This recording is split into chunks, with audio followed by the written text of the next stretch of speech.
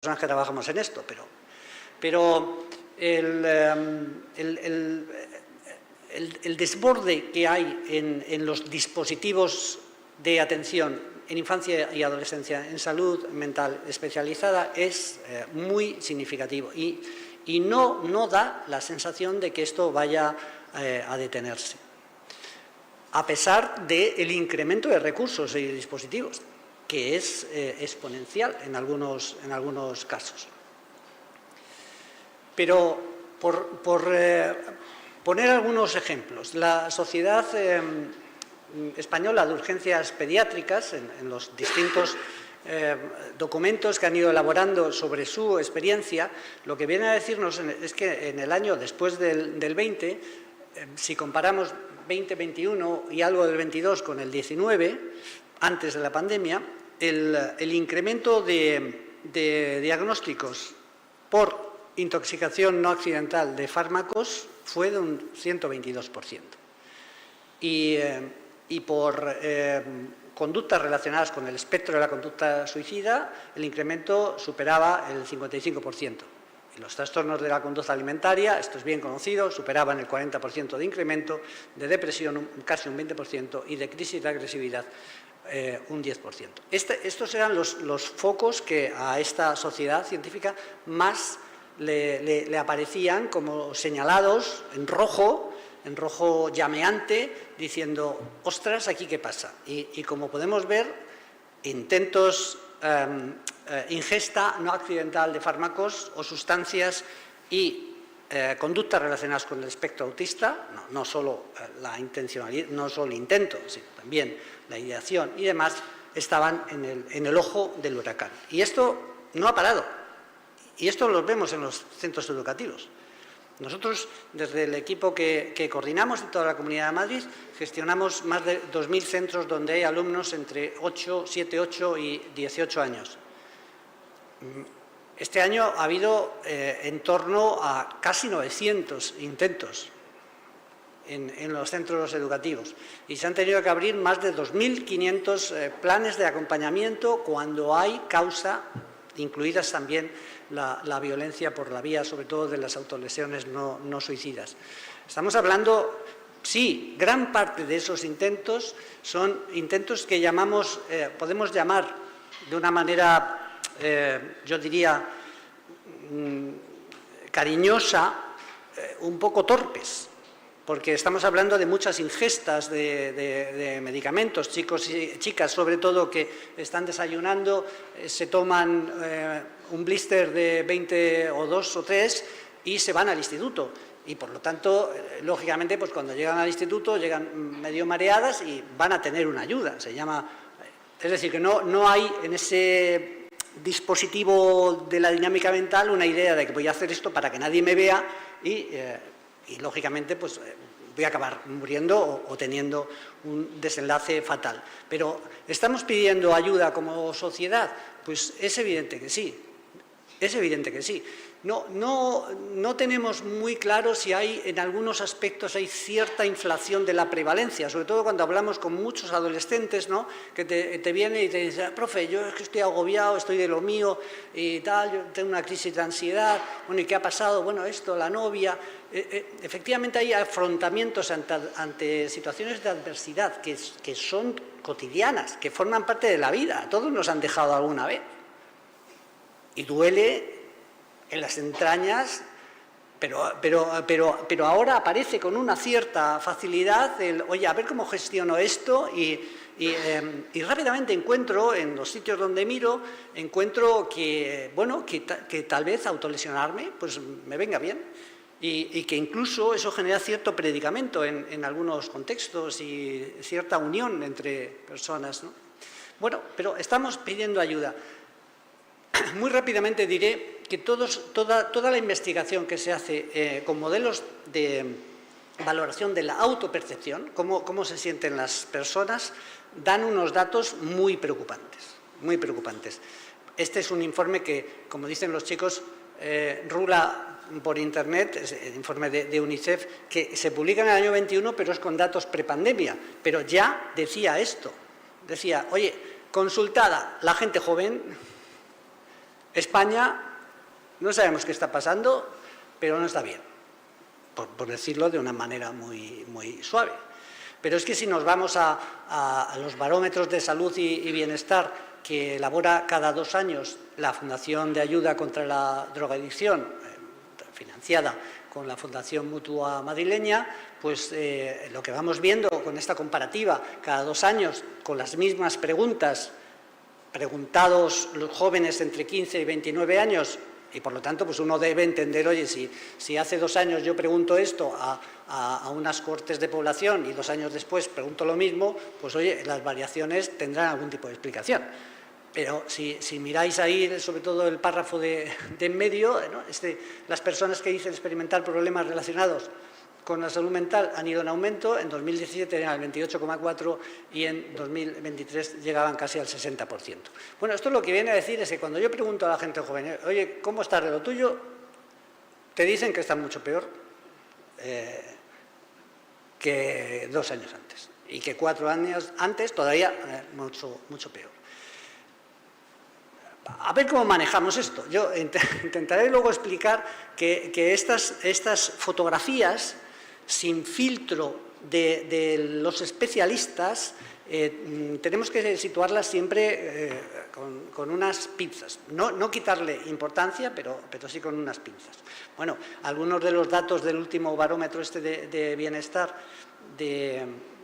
al que hacía referencia, pues nos vienen a decir cosas, pues por ejemplo, relacionadas con el consumo de psicofármacos de los adolescentes y de los jóvenes, que, oye, que preocupa mucho, sobre todo en la medida en que entre los jóvenes, chicos, perdón, hay casi un 60% que dice, yo esto lo tomo sin ninguna prescripción facultativa. Las chicas son un poco más prudentes y se quedan en un 40%, pero esto, si es verdad lo que nos dicen, bueno, y cuando hablamos de conducta suicida y demás, pues las cosas que la verdad es que están bastante contrastadas con lo que dice la investigación al respecto de este tema, ¿no?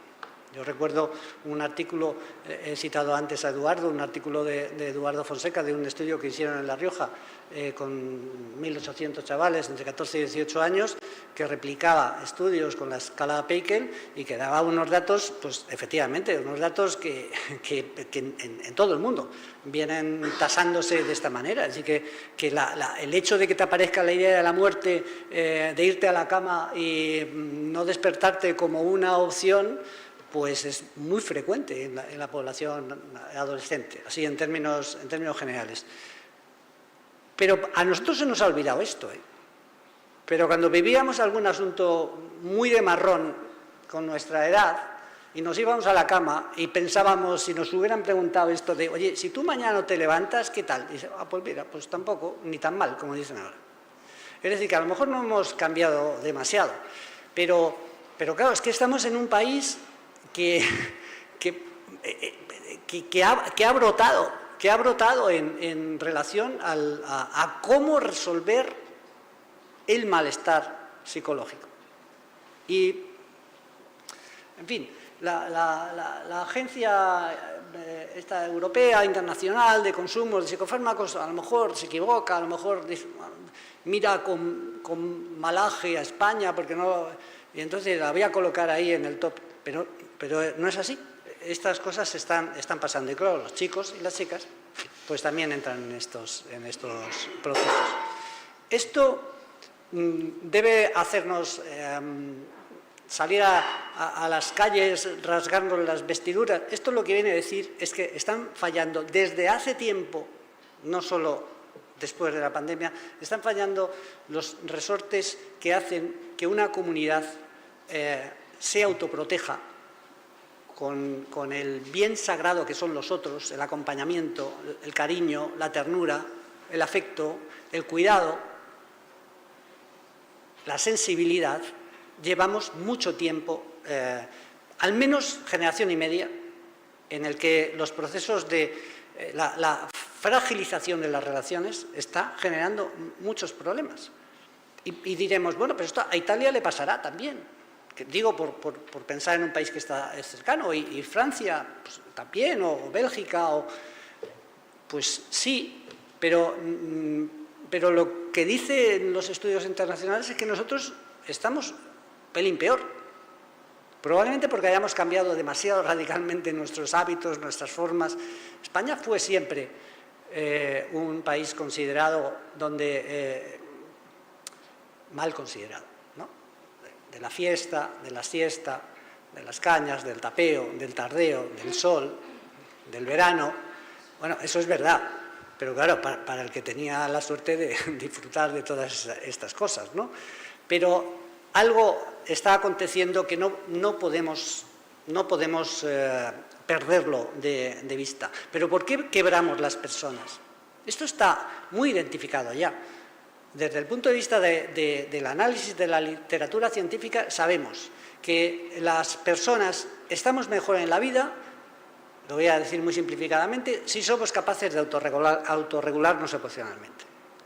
Claro, y nosotros decimos, bueno, esto de la autorregulación, como se habla tanto de ello, pero de lo que estamos hablando cuando hablamos de la autorregulación es de la capacidad para saber quiénes somos, por qué nos equivocamos a veces, cómo podemos corregir, cómo podemos pedir perdón. Yo puedo equivocarme y liar la parda y decir, oye, no te has autorregulado, pero si tú pides perdón al día siguiente, eso también es autorregulación, porque estás restañando de alguna manera ese error, esa equivocación que se ha producido. Así que los procesos de autorregulación no tienen que ver solo con el momento en el que yo reacciono o respondo a una determinada, sino a cómo veo yo, cómo analizo, cómo investigo sobre mí mismo. Pero aquellas personas que aprenden a autorregularse emocionalmente están mejor en la vida, pero además mucho mejor en la vida. Y sabemos, por otro lado, que es el apoyo social percibido probablemente la dinámica que más ayuda a aquellos que se encuentran mal. No solo el apoyo social, sino el apoyo social que yo percibo. Y esto también es importante, porque muchas veces en los centros educativos decimos, no, oye, si le estamos apoyando, si tiene un PT, si tiene una L, ya, pero esto lo está percibiendo el chico o la chica, está sintiéndose verdaderamente querido, apreciado, está sintiéndose... Yo ayer comentaba en la cena, no pensaba contarlo, pero a veces contar cosas de la vida propia ayudan, aunque dejes de contar otras. Pero yo soy el cuarto hijo, el pequeño, por lo tanto el más mimado, de una familia de 4 hermanos. Y cuando yo tenía 9 añitos, 10, yo era un niño feliz. Vivíamos en una casa agradable, mis padres, mis hermanos me la liaban todo lo que podían, pero yo, pues lógicamente me defendía como podía también. Yo sabía que mi padre estaba enfermo, pero no sabía, era un niño. Pero hay un día en que un hermano, a mí me mandan a dormir a casa de unos amigos, y a mí aquello me mosqueó un viernes. Y al día siguiente mi hermano Gerardo pues me dijo, Chiqui, que así es como me conocen, papá se ha muerto. Y mi vida cambió. La de mis hermanos también, la de mi madre también, pero la mía, que es la que yo conozco mejor, cambió de la noche a la mañana. Afortunadamente la inmadurez que te da la infancia te permite en ese momento no sufrir tanto. Bueno, estos son los mecanismos de defensa porque no tienes todavía ese pensamiento abstracto que te hace pensar en, ostras, lo que va a suponer esto en mi vida. No lo piensas. Pero yo recuerdo momentos en los que, sobre todo los primeros días cuando volví al cole, el día que entro en el aula, que esto es algo que nosotros tratamos también en los centros educativos, cómo gestionar la muerte y el duelo, cómo ayudar a los compañeros, ayudar a alguien que ha perdido a su padre y demás. Yo recuerdo que entro en el aula con la mejor intención por parte de los profes y demás, pero yo me sentí observado, mirado, yo quería desaparecer debajo de mis pies, porque era algo impostado, porque los chicos, los compañeros no sabían cómo reaccionar.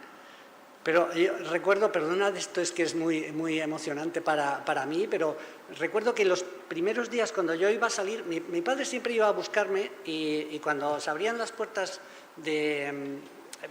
yo tenía muy buena relación con él y iba a buscarme con cierta frecuencia. A lo mejor algún día no y esto lo he idealizado. Pero cuando yo iba a salir se abrían las puertas y allí al fondo, en una esquina, yo siempre le veía. Y entonces los primeros días, cuando yo salía y no le veía, yo apretaba los párpados, recuerdo esto, diciendo voy a abrirlos ahora y va a estar ahí. Pero no, ya nunca estuvo. Y ahí apareció el daño, apareció el agujero, pero hubo un profe que una semana o 10 días después se sentó a mi lado, intentó hablar conmigo, yo andaba llorando y me dijo: luego tu padre aquí en el cole voy a ser yo. Esas fueron sus palabras y las cumplió. Me regaló un ejemplar del Principito, que lo he dicho en alguna ocasión, no he sido capaz de encontrar en casa de mis padres, desgraciadamente. El apoyo social percibido. Yo sabía que ese hombre se preocupaba por mí. Yo le veía hablar con profesores y me miraban.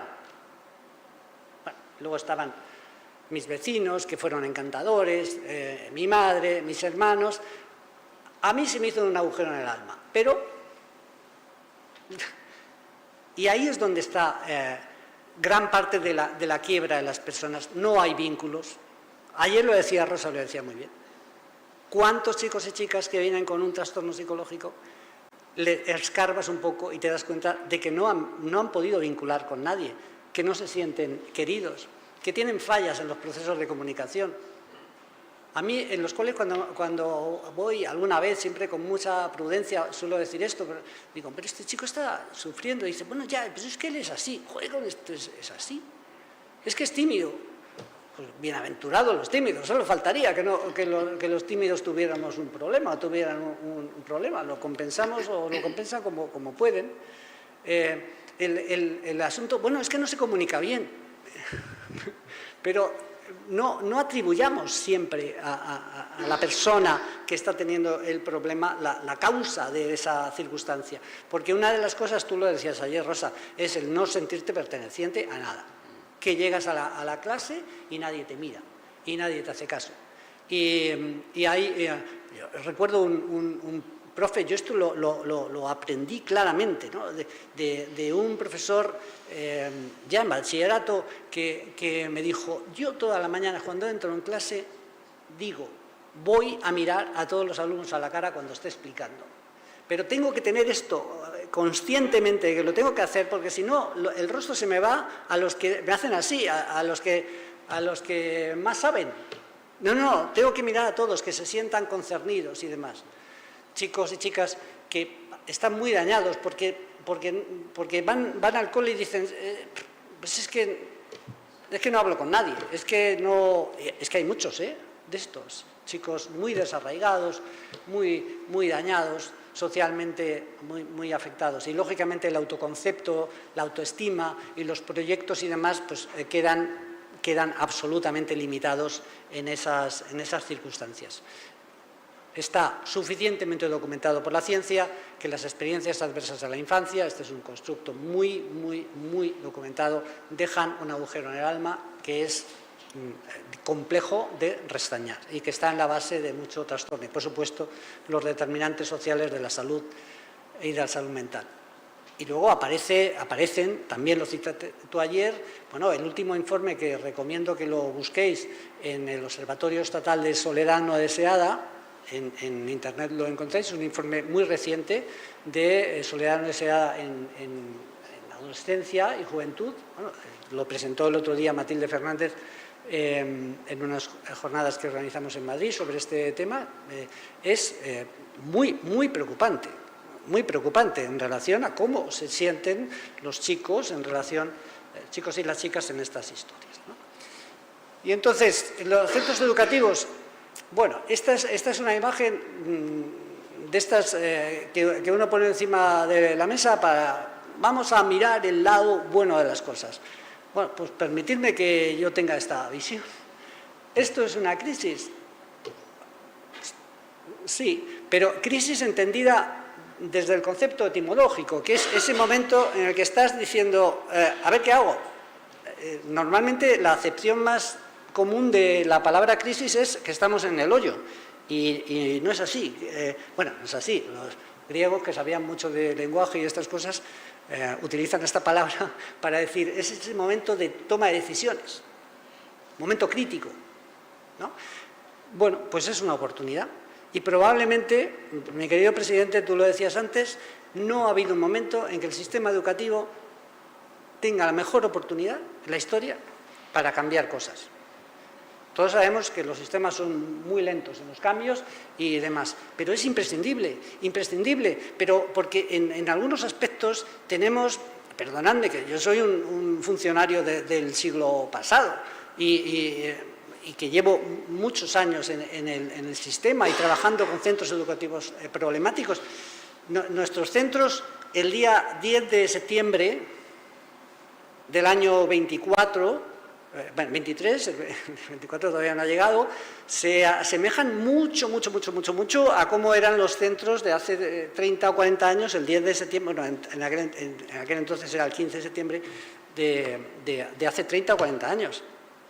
Distribución en las aulas como son, el número de alumnos, no sé qué, las ratios, las organizaciones, los departamentos, y eso no puede ser.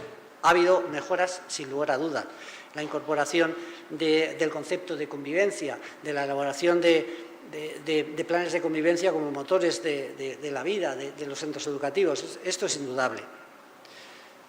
Se comentaba ayer también aquí por una participante, creo que en la formación del profesorado inicial estamos mal en relación con todos estos contenidos y la formación en ejercicio pues ha ido a más, pero siempre vamos por detrás de las necesidades.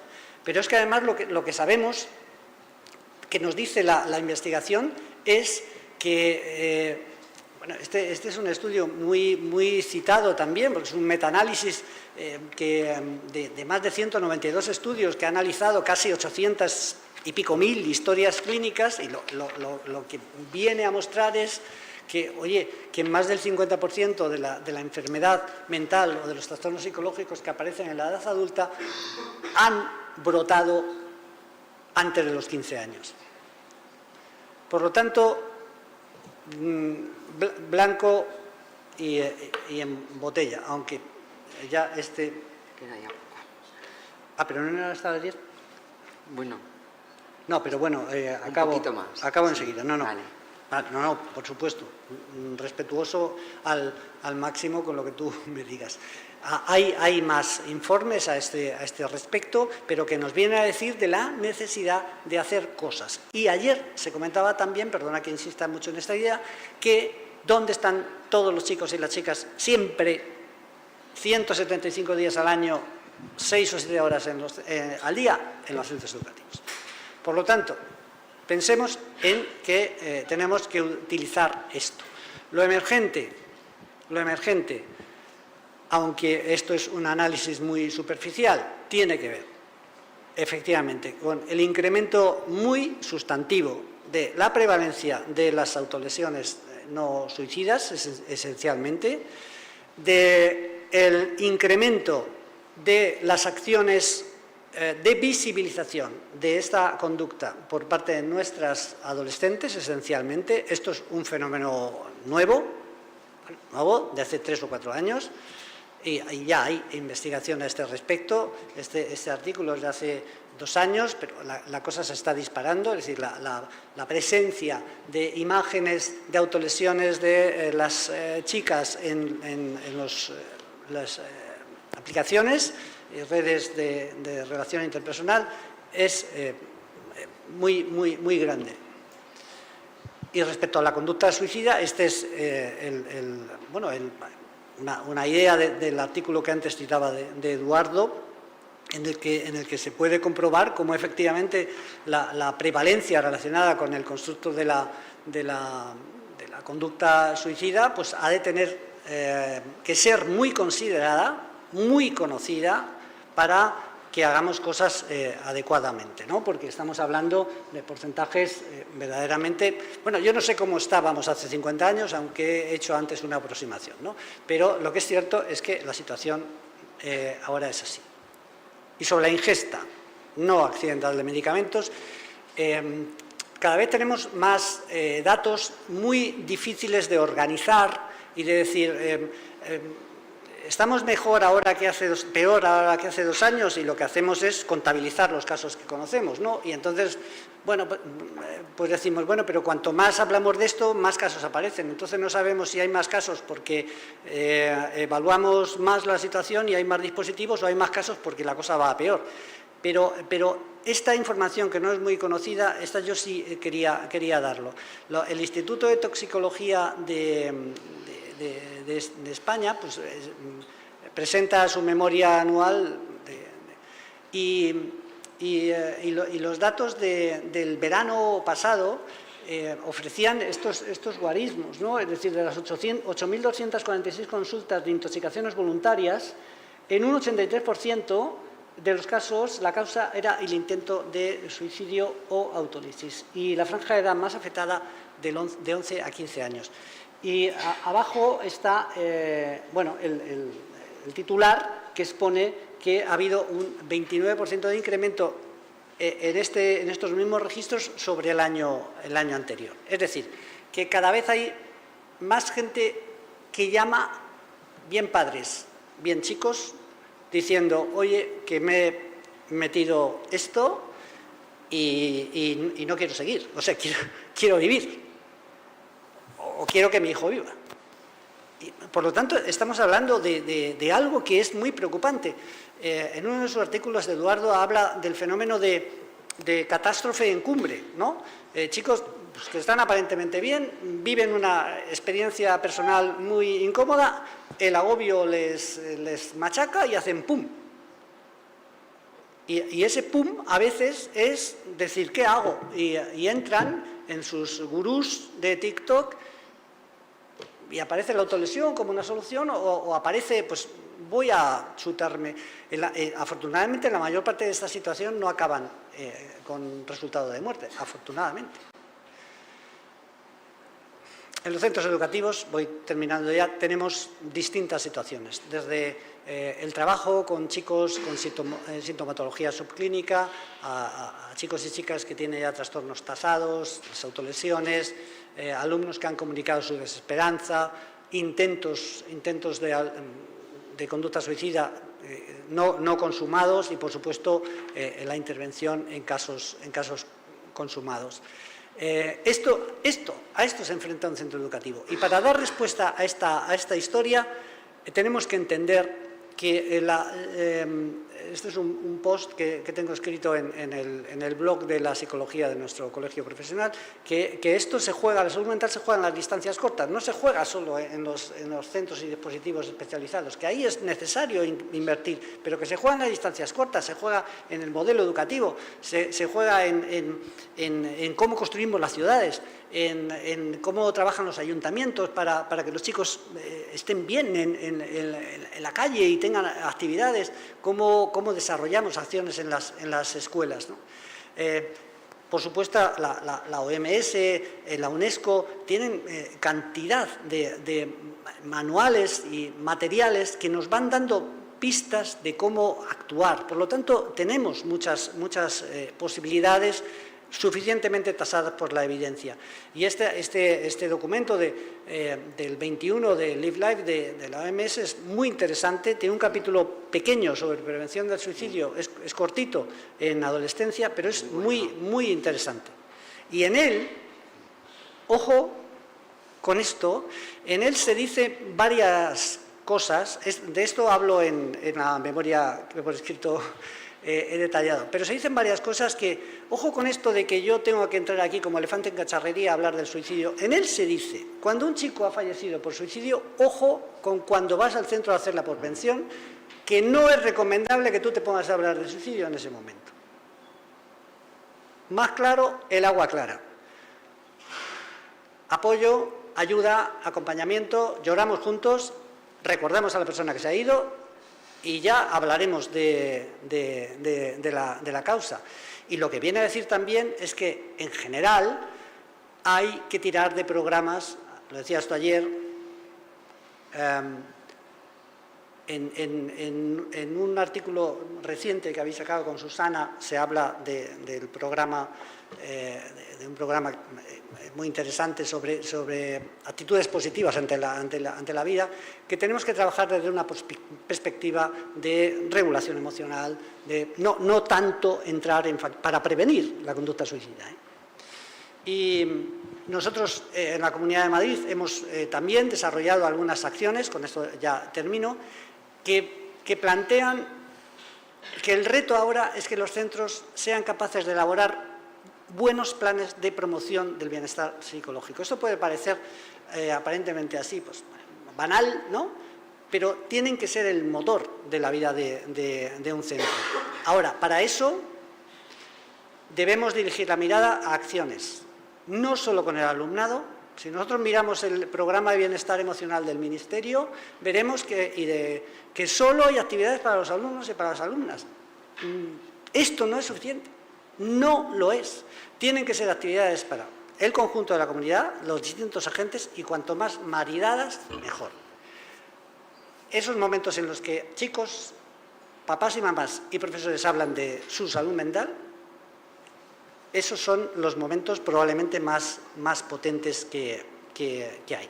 Y, bueno, y diré sobre todo también que tenemos que cuidar, como decía al principio, no solo qué hacemos, sino cómo lo hacemos. Porque cada vez hay más información que nos dice que puede haber efectos iatrogénicos si no hacemos las cosas adecuadamente.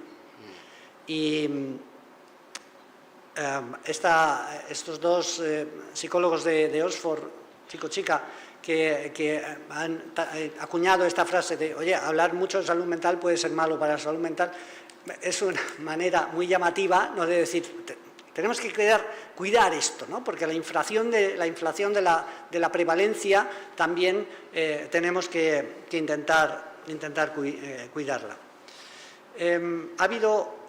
Ha habido una cosa que se me ha ido y ya no me va a dar tiempo, pero sobre todo quería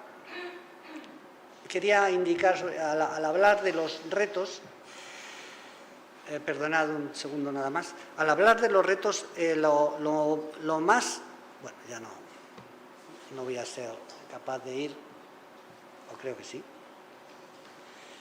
Quisiera complementar un poco algo que pude decir ayer a una de las cuestiones que planteó un compañero, y es, ¿qué retos tenemos en el sistema educativo? Tenemos que hacer bien las cosas en relación a cómo desarrollamos los procedimientos para tratar estos contenidos en los centros, ¿no? Sin que hagamos la adecuada supervisión de cómo se hace la intervención, sin que hagamos eso, estaremos corriendo riesgos que no solo son innecesarios, sino que son muy preocupantes, ¿no? En los centros educativos tenemos un problema con la prevención del suicidio, sobre todo con los mayores de edad, porque, bueno, ayer lo decía David, sobre todo si tienen, bueno, a partir de 16 años, porque, bueno, el menor maduro, pero el mayor de edad te puede decir, oye, mira, yo estoy pensando en quitarme la vida, pero usted no haga nada, no hable con mi familia, no diga nada, y al centro le pone en una situación de alta incomodidad, ¿no? Y luego, sobre todo, la parte de abajo, la reflexión sobre los recursos. Nosotros, desde el Consejo General de la Psicología, vuelvo a insistir, estamos abogando por la idea que entendemos que el Ministerio debería abrigar de abrir una especialidad de orientación con el sello de lo psicológico, pero que se integrase en el constructo funcional, profesional, de trabajo cotidiano de los departamentos de orientación. Y esa es una vía fundamental si queremos intentar arreglar las cosas. Y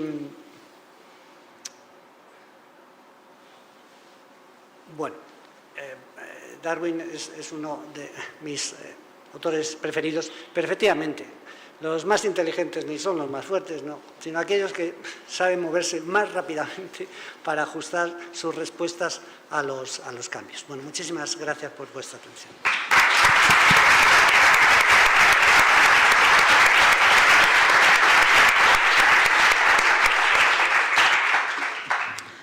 Bueno, muchas gracias, José Antonio, por todas estas reflexiones, por todo este tipo de análisis, ¿no?, que nos aportas.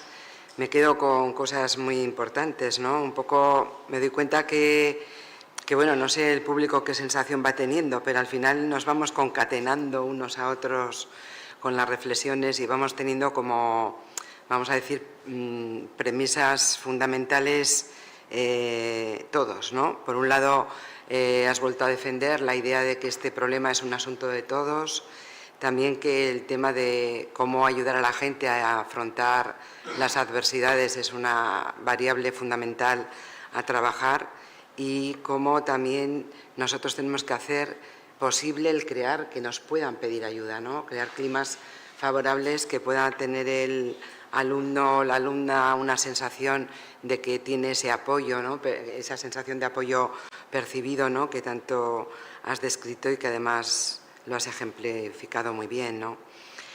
Yo creo que también es muy importante lo que ha comentado José Antonio, que es un aspecto nuevo que se está contemplando, analizar, que es el tema de la soledad, ¿no? Que vosotros habéis hecho una guía muy interesante en Madrid y que merece la pena ser revisada, porque yo creo que es un aspecto que muchas veces se deja camuflado, ¿no? Dentro de lo que son los grupos de adolescentes, pero hay muchos que se sienten solos, pero no porque estén sufriendo un bullying, sino porque ellos tienen ese déficit de habilidades para entrar en contacto, y no son chicos que se rechazan ni se castigan, pero que ahí están, que pasan desapercibidos, ¿no? Porque no molestan, pero tienen un sentimiento de soledad.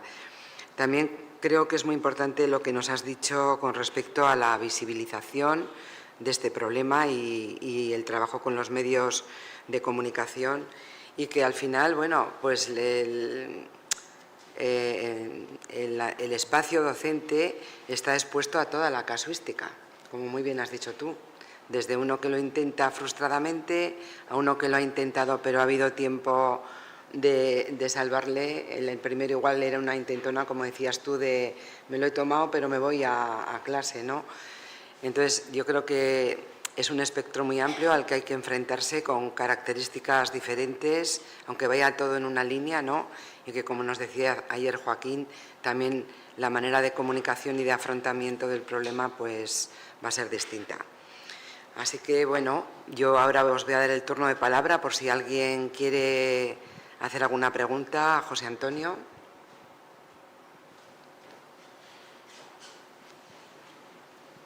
Buenas. Bueno, muchas gracias. Reflexionábamos un poco, bueno, no sé si desde Madrid tenéis algún plan de actuación concreto, pero hablábamos de cómo este cambio, ¿no?, se puede posibilitar también desde lo legislativo, ¿no?, porque realmente no puede quedar supeditado solo a la voluntad de los equipos directivos o de los equipos docentes que decidan, ¿no?, formarse y llevar a cabo todo esto, porque bien sabemos que la realidad educativa y la práctica del día a día no lo puede sustentar solo con la buena voluntad. Tiene que haber espacios creados, ¿no?, y espacios dirigidos concretamente, bueno, pues para poder llevar a cabo todas estas propuestas y poder trabajar, ¿no?, y promocionar este bienestar psicológico que estamos hablando. Muchas gracias. En Madrid estamos acostumbrados a meter la pata también con mucha frecuencia. No somos seguramente un ejemplo de lo mejor en distintos ámbitos, pero con la Consejería de Educación y con el Consejo Escolar hemos ido arbitrando fórmulas que a través del Consejo del Colegio Oficial de la Psicología de Madrid han permitido a la Consejería de Educación tener un apoyo ahí como referencia, pero te diré un dato muy concreto. En temas de formación del profesorado, por ejemplo, en temas de formación de familias también, iba a buscar, pero luego ya os lo facilito. Bueno, está por escrito, pero la web donde nosotros hemos ido colgando todos estos materiales de apoyo a las familias y demás en este contexto, que están libres de acceso para las federaciones de padres, para los colectivos de directores y directoras. Yo tengo un trabajo intenso con las federaciones de directores y directoras de secundaria y de primaria, no solo en cuestión de formación, sino en cuestión de debate para encontrar fórmulas, ¿no? Pero efectivamente, mientras no haya una regulación estatal que habilite estas posibilidades, ¿qué posibilidades tienen las comunidades autónomas? Pues tienen una, y está habilitada por la legislación educativa, que son los procedimientos para para determinados programas traer a personas, funcionarios de carrera, pero que tengan un perfil determinado. Y ahí es donde nosotros, en la Comunidad de Madrid, estamos abriendo una vía. Ayer no pude resaltarlo en la cena, pero le escuché al presidente, ahora que no está, decir algo que es especialmente importante, y es que ojo con las políticas de igualdad, porque pueden ser las más desigualatorias de todo. Si no hay equidad, no estamos haciendo las cosas bien. Es decir, ahora en estos momentos en que no tenemos una regulación y recursos para todo, lo que tenemos que hacer es ir allá donde hay más necesidades. Y por lo tanto, si resulta que yo tengo en un grupo, vamos, en el colectivo de centros educativos tengo 50, 60, 70 que están pasando por situaciones especialmente delicadas por el contexto en el que están, por el número, pues a lo mejor lo que tengo que hacer es invertir ahí con recursos. ¿Qué estamos haciendo nosotros allí? Estamos promoviendo que en aquellos sitios donde haya ya, por supuesto, el Departamento de Orientación funcionando y demás, en estos contextos más delicados, pueda incorporarse algún funcionario de la especialidad de orientación, pero con perfil de psicología. Para que se integre como uno más. En algunos casos ya hay un perfil de orientador que tiene, vamos, hay un orientador que tiene ese perfil. Bueno, esas cosas se van a ir buscando, pero la idea es duplicar recursos como mínimo en orientación y buscar que haya versatilidad y que haya orientadores con distintas líneas de formación. Y eso lo puedes hacer porque no hay mayor emergencia ahora mismo que esta. Entonces, el poder diseñar un programa de bienestar basado en esta idea, eso sí, supone un incremento de cupo, claro, porque cuando yo cojo a alguien en comisión de servicios, tengo que cubrirle ahí. Bueno, pues ese es el esfuerzo que tiene que hacer la Administración, pero tal vez no con todos los centros, sino con aquellos que más dificultades tienen en este momento, y vas creando buenas dinámicas.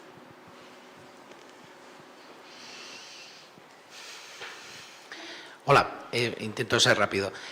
Hay una paradoja que ha surgido entre ayer y hoy, que es eso, hablar de salud mental es bueno, no es bueno. El tema me da la sensación que a veces decimos qué es lo que no se debe hacer, pero nos falta más argumentos para saber qué es lo que sí se debe hacer, ¿no? Hablamos de protocolos, hablamos de maneras de enfrentar estas cuestiones y tal.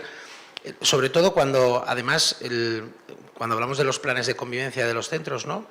A veces me da la sensación de que esos planes de convivencia están centrados más en un sistema punitivo en el que hay ciertas consecuencias que tienen que ver con la expulsión y te vas del centro, y no un plan de convivencia donde se gestionen buenas relaciones, conexión, enseñar a los chicos y chicas cómo relacionarse, etcétera, incluidos también los equipos docentes, equipos directivos. No sé si podrías hacer una reflexión un poquito sobre eso y contestas. Gracias. Sí. Para no quitar más tiempo. Gracias por la brevedad y voy a intentar también ser muy breve. Yo creo que de lo que se trata es el concepto de evidencia científica tiene que estar permanentemente en nuestro.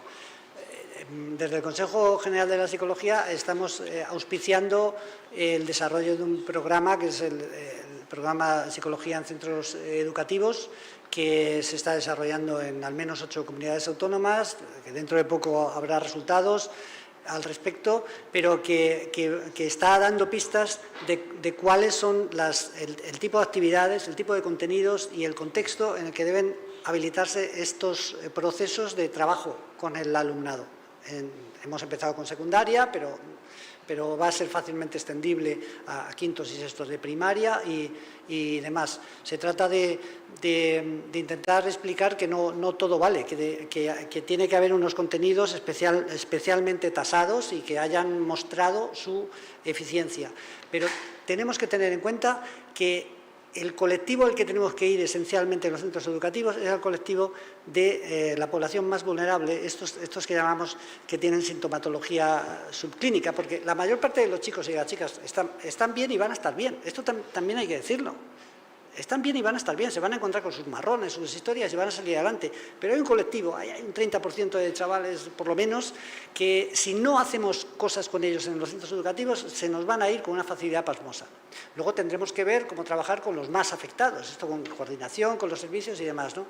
Entonces, yo creo que en un plazo muy pequeño, desde el Consejo General de la Psicología, habrá una apuesta de qué, cómo y con qué.